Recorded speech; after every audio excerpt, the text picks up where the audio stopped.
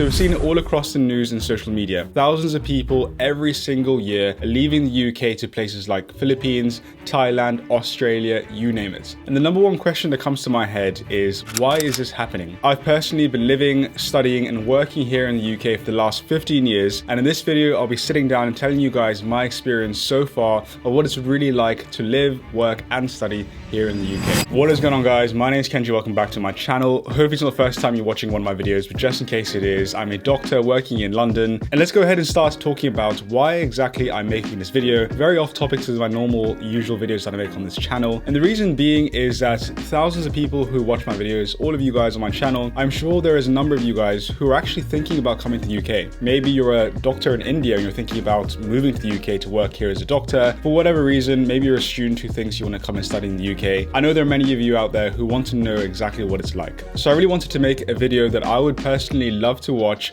14, 15 years ago when I first came to the UK. It wouldn't necessarily change my decision as to whether or not I come to the UK or not. However, I do believe it would have helped me make more of an informed decision, but also just make the whole entire process of coming to the UK much, much easier and much, much better. If you know what you're expecting, if you know what is coming, then it's much easier to prepare and also plan. I do want to start off by saying that I'll be speaking purely from my own personal experience and perspectives. I've also lived in places like Japan, as well as Kenya, like I mentioned, and I'll be making some comparisons between these countries. I know this is a very nuanced topic. I know you can't make direct comparisons between different countries without giving so much, context behind it. However, I will be speaking about my own personal experience and hopefully give you guys some more information on what it's like in my experience comparing the UK to the other countries that I've lived in. Also to note, this video is not going to be political in any way or form or geopolitical. Again, it's just me giving you my humble opinion of living in the UK so far. Although I will be saying a lot of positive things about living here in the UK, I also will be talking about a few negatives.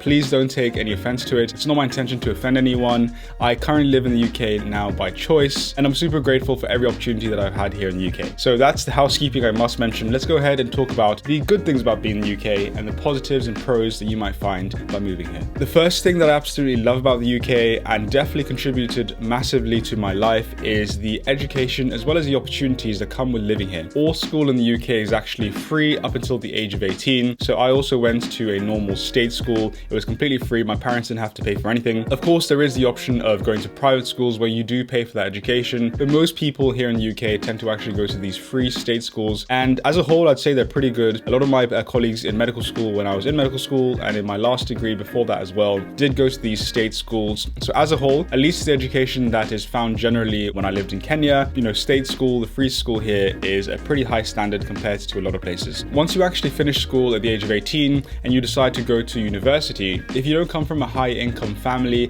and can't afford university, then you might actually be eligible for a tuition fee loan. And even if you do come from a family who does have a lot of money, it's completely up to you if you want to just get a loan yourself to pay for your education. So talking about me and my own circumstance, when I went to university, I took out a loan from the government. The government actually gave me a loan to fund my maintenance costs. So that are the costs associated with living, like paying for my food, paying for my rent and things like that. I also got a loan to pay for my tuition fee. So the actual money that was going to the university to pay for my tuition. And as well as that, there are also a number of bursaries that are available to a lot of people here in the UK. I got a bursary, for example, to help pay for my living expenses because I came from a single parent household. So there's loads of opportunities when it comes to education. If you work hard and if you study, there is no financial barrier to you in most cases to get into higher education and to achieve what you want in your life. And the second point to mention here is that here in the UK, I feel like there is a lot of opportunity for young people. When I was living in Kenya, if you're unfortunately born in a low income family, and let's say you're born into poverty, the opportunity to get,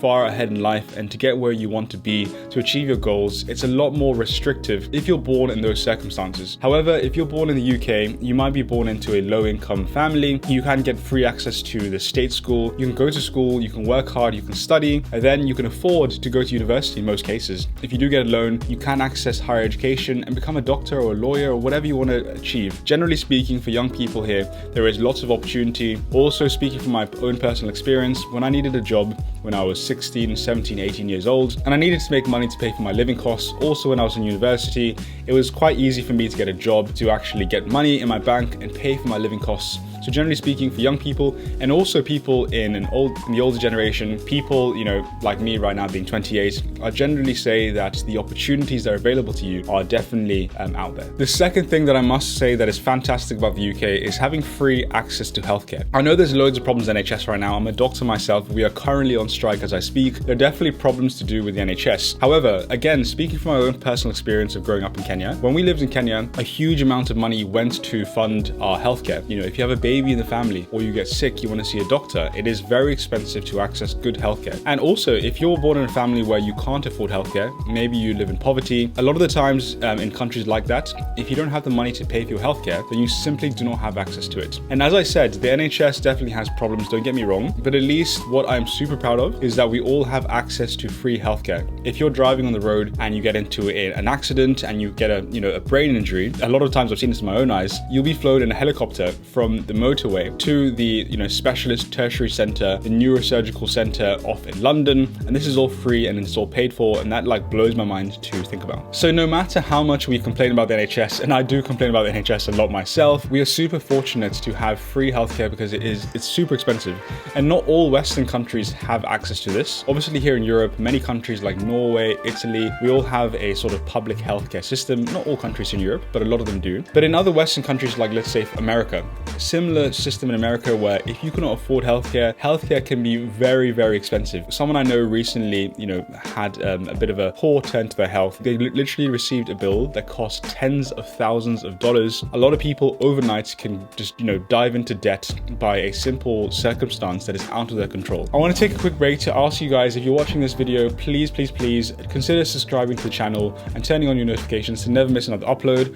Only around 7% of the people who watch this channel are actually subscribed to this channel, and I really want to improve that statistic. So please do me a favor, click subscribe and never miss another upload again. You may have to wait 1 or 2 years to be seen by a specialist. There is a very long waiting list. Sometimes, or a lot of the times, you might struggle to find a GP. You might have to share a room with a patient when you're giving birth. I get that, and that's, that is difficult, I understand. However, if you have a heart attack and you get very unwell, then at least your life will be saved. I'm not going to go into this in much detail. It's a very nuanced topic, but the healthcare system is definitely something I'm grateful for. The next thing here in the UK that is definitely very beneficial is the UK passport. Now, I know the UK does not have the strongest passport in the world, but let me tell you from a personal experience that having a UK passport is so useful in many, many ways. And I'm speaking from my own perspective. Before I had a UK passport, I had a Kenyan passport. And let me tell you that when I had a Kenyan passport, the only place I could travel to was Kenya. Now, of course, that's not true, and I'm joking, but really, it put me at a massive disadvantage. And to give you the most obvious example of that was when I had to travel. It took me so much time, money, effort, and paperwork. If I was invited to, let's say, a YouTube conference in Italy, in Rome, then I would need like 6, 7, 8 weeks notice. I couldn't just fly there immediately. And this has happened many times. I'm invited to something, there's an opportunity across the world, across Europe, and I'm literally given a week's notice. But because I have a UK passport now, I can be there. I have that flexibility of travel. It opens so many opportunities. Like I said, if you get a job interview, you're invited for an interview in Dubai, you can be there tomorrow within a few hours as long as you can afford it. So it opens the world so much for you. And I think in today's world, in today's society, you can watch the news and you can understand that having the flexibility, the geographical flexibility and freedom to move countries in a moment's notice, to have, multiple residencies, to be able to move somewhere for a given opportunity is super important, and I'm very, very thankful for that. So why is this helpful for you to know as someone who might be thinking of coming to the UK? Well, first and foremost is that the UK has many, many paths to UK residency, but also UK citizenship. Now, if we compare this to some countries, like let's say, if you're going to the UAE, it's almost impossible to gain citizenship in many, many Middle Eastern countries, for example, because of how protected it is. But in the UK, I know many, many people, loads of my colleagues have come to the UK, let's say from Kenya, from India, from Pakistan. They come to the UK, they work in the NHS for like 5 years or 10 years. I don't know exactly how long it is, but I think it's about 5 years. They come here, they work here, they bring their family here, their kids here, and in a few years' time, they actually gain British citizenship, gain a British passport. And the fantastic thing is that all of their children, all of their future generations ahead will have access to all of the benefits that I've just mentioned, and that's super important to note. So if you're someone who is coming from a place like Kenya or another third world country, or anywhere in the world really, it is very beneficial to know that there is a path to residency. There might be a path to residency for you, and that's something to bear in mind when thinking about coming to this country. Now, the last benefit to touch on here about the UK is its location. And location is really something that I didn't fully appreciate until I had a British passport and could travel freely. Now, I wrote this down to tell you guys exactly my thoughts on, the UK and its location. So firstly, you have the whole of the entire Europe within a few hours away. I can literally take an hour flight and be in Norway. I can take a 2-hour flight and be in Italy. Literally within a few hours, you have all of Europe at your doorstep. If you want to go to the Middle East as well, Dubai, Saudi, wherever you want to go, that is only a few hours away as well, very closely linked. You also have access to America. You can fly across the Atlantic Ocean in literally 8-9 hours, which is crazy. You have access to all of Northern Africa, Egypt, Algeria, all of these countries within 4 or 5 hours. I've been there many times myself for holidays, but also for other reasons. You can get to East and Central Africa within 8 hours. And although the rest of Asia is far away, like it is for many, many people, there is also very easy links to get to the rest of East Asia, South Asia. It's not that difficult if you want to get there. This might be really important for you if you're someone who is a business person or an entrepreneur. The links and the ability to travel around the world very, very easily to all of these places I mentioned can definitely be a huge advantage to you. But also if you're just someone who wants to go on holiday, as I said, you can literally fly in wherever you want basically in a couple of hours. This is in comparison to when I lived in Japan. When I lived in Japan and I wanted to get to Europe or to Africa or to the rest of the world, it literally took me 2 days. So if you're someone, like I said, who gets a job opportunity in Europe, or you have an interview to attend, whatever it might be, having this geographical, location and freedom is super useful to have. All right, so that is a few important positive things to mention about the UK. There are much, much more, but to keep this video short, that is what I want to summarize. Let's now talk about the juicy topic, which are the disadvantages or the cons with living in the UK. And it really would not be right if we did not include the first negative about the UK to be the weather. Now, oh my God, if you have heard about the UK, you must know that the weather here is absolutely terrible. We literally have 8 or 9 months of cold weather, typically from around October to April time.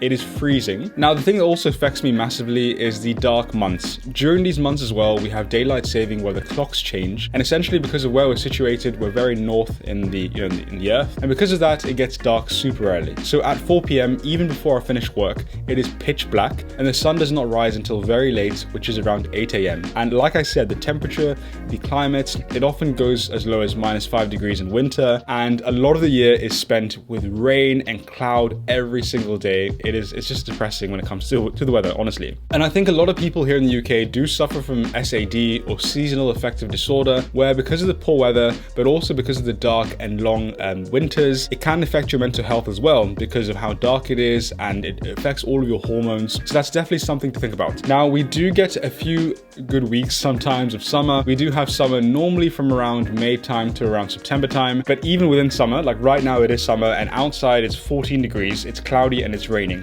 So it's very variable. One day could be super hot and one day could be, literally the next day could be hailing, and it could be like really windy and cloudy and rainy.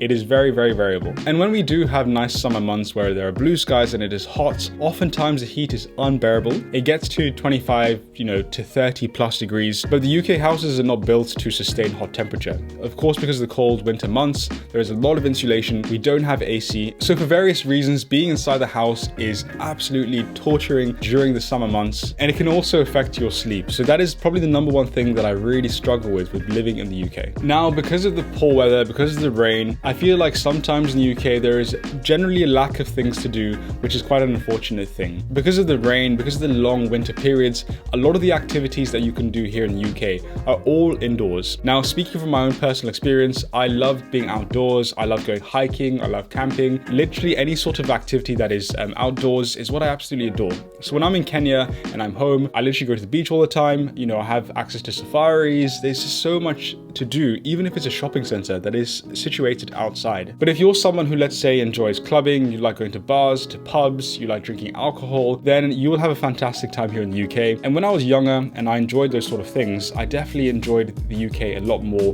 than I do now necessarily. However, if you're someone, let's say, who is religious, maybe you're a Muslim, maybe your culture is a bit different, if your circumstances don't really line up with the activities I mentioned, like drinking, clubbing, all those sort of things, then I personally feel like there's a bit bit of a lack of things here to do here in the UK. And even in summer, when we do have good weather, like I said, because the country is designed around cold weather, you can go to the beach, you can go outside for a walk, but there's not much else you can do that is, located outside. And when there is good weather, the big locations like Brighton or, Bournemouth, all of these beaches or these outside activities end up being flooded by thousands, like literally thousands of people, because everyone ends up rushing there. Now, again, this is very nuanced. It does depend on your personality and your own personal opinion. I'm just speaking from myself. However, I do think there is a general consensus here in the UK that when you get money and you get time, you often use that money and time to fly elsewhere to Europe or somewhere else in the world to actually, look for those, fun activities and those activities that you can engage in. Not just because there might be more activities to do abroad, but also because of the price. And that is something that I'll touch on in a few moments. This nicely brings me on to the next thing about the UK that you must know, which is the cost of living. Now, I know generally across the world, because of geopolitical reasons, the inflation and the cost of living has gone up in many, many cases. But I feel like here in the UK, inflation has really hit hard in one of two areas. The first area is rent, and particularly in big cities like London, Birmingham, Manchester, like the rent situation has gone crazy. I personally lived in London for 6 years. For 2 of those years, I actually lived in central London in London Bridge. Back then, maybe 3 years ago, I was paying around £1,100 per month for a room. And now, like literally in the space of the last few months, rent has almost doubled for a lot of people I know who still live in London. But not just people who live in London. If you live in other parts of the countryside, everywhere generally across the UK, for other reasons that, I'm not going to go into, rent has skyrocketed, and the ability to afford housing generally is very, very difficult in this current circumstance. The second area where I feel the cost of living has really, really gone crazy is in energy. Now, energy is really important here in the UK, like I said, because of the cold winter months. For 8 months of the year, a lot of people, including myself, have the radiators on for 1, 2, 3 hours a day sometimes. And possibly due to geopolitical reasons, electricity has massively skyrocketed. And not to mention the inflation costs in other areas of the country, like in food, petrol, transportation. The general cost of living here in the UK has just become astronomical. And although I know the cost of living has risen in a lot of parts of the world, when I've recently visited Kenya again, when I've gone back to Japan, Italy, all of these other countries around the world, I feel like, yes, inflation costs have gone up, but not as significantly. And I might be wrong here. Please take what I say with a pinch of salt. But when I was in Italy, a coffee is still €1. If you want to have a croissant, it is still €1. That hasn't really massively changed. And although, yes, rent and the cost of power and, energy has gone up, when you take on other things like food, like petrol, like the ability to go out with your friends and have a nice coffee, when you include all of those things, the cost of living in the UK is definitely something to think about. Okay, so the next important thing to know about here in the UK is the tax system. Now, in terms of how the tax system works here in the UK, it's much like a lot of Western countries or countries generally in the world, whereby you pay according to how much you earn. And I'll put that on screen here somewhere so you can look at exactly how much you pay according to which tax band that you sit under. However, there are a number of additional taxes that you have to pay simply by just living and existing in the country. Now, an example of this is your council tax. So that is a tax you pay and you have to pay to the council as part of living in a property. You also have to pay for your national insurance. So that covers things like your social care, your healthcare, 20% VAT on most things that you purchase. Again, that is an additional tax. You also have to pay for a student loan, which is quite high interest, I'd say. The student loan that I pay for is 7.9% interest rate. And again, that's the loan that I was given to go to university. And that is directly taken out of my paycheck every single month automatically. You also have to pay for a TV license fee if you plan on watching TV and the BBC and things like that. I also pay for road tax. So to drive my car in this country, I have to pay, road tax, and that depends on the car that you have. But also the other costs like the congestion charge. If you want to drive in big cities like London, then you have to pay quite an expensive, fee to drive your car there. There's also the ultra low emission zone. So all across London within the M25, if you have a certain type of car, then you have to pay for this emission tax basically. And finally, also to mention inheritance tax. And I think that's currently at 40% tax. So if you inherit, let's say, your parents' house, it's around 40% tax after a given number here in the UK as well. So a lot of hidden taxes, or what some people might call stealth taxes, that we don't necessarily think about when you think about the tax that we pay. Oftentimes we just think, oh, the taxes, how much you pay coming from your paycheck. But it's not just that. There are loads of these different taxes that you must take into account when it comes to living in the country. Also to mention that in addition to the tax that I showed you guys guys earlier on in that graph, if you earn above £125,000, which a lot of consultants in my area, which is medicine, a lot of consultants who are doctors do earn above this, then you lose your personal tax-free allowance, which is around £12,700 or something like that. You lose that allowance, which essentially means that you start paying tax from the first £1 that you earn. Now, I'm not an economist and I don't know much about taxes in different countries. What I do know is places like the UAE or Dubai in particular, there is no tax, which is, quite crazy. I know that the UK is one of the highest, tax. I also know that here in the UK, we have one of the highest taxes in the Western world. However, what I do know is that a lot of my friends who are entrepreneurs, so in the YouTube space in particular, I know a lot of them have left places like Dubai where there is no tax. A lot of people who run businesses, a lot of people who are high earners. I know a lot of people who literally have disappeared from the UK because of this high taxation burden that comes with living here. So this is just something to bear in mind when looking at moving to the UK. If you're looking at the potential salary that you will earn, take into account all of these extra taxes that I mentioned and actually look at the breakdown of how much will actually hit your account after taking into account all of these additional taxes that I mentioned. So here in the UK, pretty much every month last year in 2023, there was a strike in a lot of industries because of the low pay that we have here in the UK. Now, again, in my own personal experience, it seems that salaries for the same jobs seem to be much lower here in the UK compared to a lot of Western countries. So if we talk about me as an example from my own personal experience as a doctor, I know for certain that we are one of the lowest paid professions when we compare our profession to other places in the world, like in America, where we can earn 3 times the actual salary. In Australia, in Switzerland, in the UAE, all of these different countries pay doctors a really good salary. Whereas here in the UK, watch my videos on how much I earn as a doctor. It is literally like crazy to think about how much we earn in my particular fields. But I know this is generally the case a lot of other fields that my friends work in as well. And as I said, right now, as I speak, we as doctors are on our 11th round of strike action because of pay. But it's not just doctors, like I said. Last year, it was the nurses, the rail workers, the bus drivers, the teachers, the postal services. Pretty much every industry, like I said, was striking last year because of this low pay. A number of studies out there that says that here in the UK, compared to our GDP, we earn much lower than a lot of other countries across the world, like I mentioned. So if you're thinking about coming to the UK, I suggest again, you look into how much you'd be earning here in the UK in comparison to other countries, other Western countries across the world, and compare the salaries, but also including, like I said in the last point, the taxation and how much you'll actually get in your bank account, considering the salary and all those other things as well. One thing I want to personally mention from my experience as well here in the UK is the social life. Now, I've lived here at the same address for the last 2 years, and I barely know the names or even the faces of my neighbors, to be completely honest with you. And this seems to be the case, again, when I speak to my colleagues, when I speak to my friends, this does seem to be the case with a lot of people. I don't know exactly why that reason is, but I feel like the culture definitely is very much sort of keep to yourself, keep in your own lane. A lot of people here in the UK are also very independent. There's not too much focus on the community, and there's also very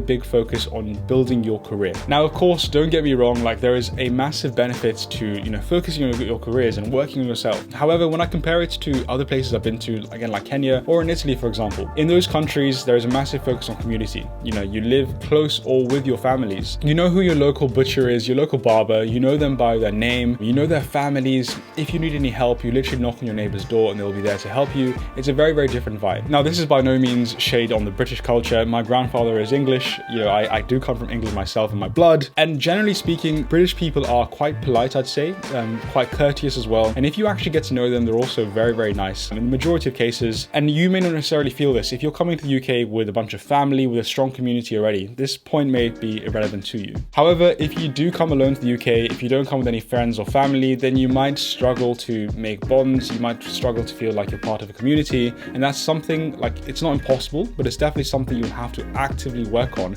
and work hard on to actually get to a point where you feel like, you know what, I feel part of the community, part of the culture. That will take some time. Now, the last and very important point that I want to touch on is the general safety here in the UK. And unfortunately, there has been a decline, at least in my opinion, of the safety here in the UK. Now, of course, this is a very subjective topic. If you're someone who's coming from a place like where I came from, a third world country like Kenya, then of course the general safety and the access to the police and safety measures, of course here in the UK, you will find find it better than those countries. However, if I take my experience of living in Japan, for example, then I'd say that the general safety here in the UK, particularly in large cities like London, is slowly declining. Now, it really hurts my heart to say that the only place I've ever been robbed in the world is here in the UK. This was on 2 occasions. The first occasion was my house when I was living in university with my friends. We were robbed. You know, our stuff was taken while we were in the house. The second time, I was walking around Birmingham with a bunch of my friends. We were in the city centre, literally right in the centre of the city, and we were, you know, attempted robbery by a gang of people. So it is really sad to say. And again, when I'm in Japan visiting my family, it's never a thought in your mind that when you walk down the street or walk late at night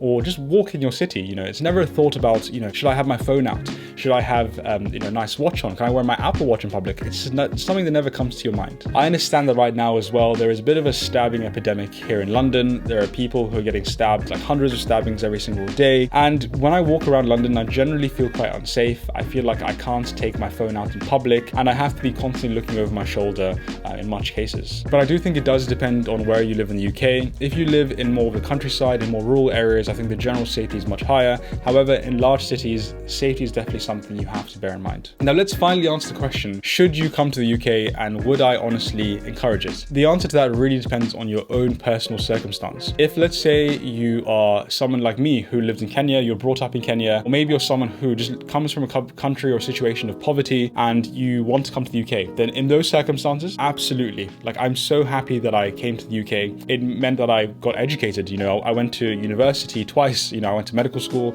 I became a doctor. I had all of these opportunities that definitely wouldn't have been available to me had I stayed in Kenya. I had good healthcare. I'm super grateful for all of the opportunities, everything that the UK has done for me. So in that circumstances, you have a family, you know, you want to give them opportunities, you want to give them education. Absolutely, like 100%, I cannot recommend the UK enough. However, maybe if you're, let's say, a young person, a single person with no children, maybe you want that flexibility to go to different places around the world. You know, you want to maximize your opportunity and growth. You want to, you know, move to Australia, work there for a couple of years, build up your portfolio, move somewhere else. You work from your laptop. You know, maybe you're a what do they call it? A digital nomad, and you work on your laptop. You have no reason to be in the UK. You have no particular ties to the UK. Then maybe you want to go to Bali and live a much cheaper lifestyle there, and maybe, you know, somewhere with a higher quality of life with good weather. Or maybe let's say you're a business entrepreneur and you have a $1 million business. Again, you work from your laptop. You can be anywhere in the world you want to. You have lots of money, so you are concerned about your safety a lot more than, let's say, the average person. In those circumstances, then I think it's something to think about. I'm not entirely sure in those circumstances if the UK would be for you. But again,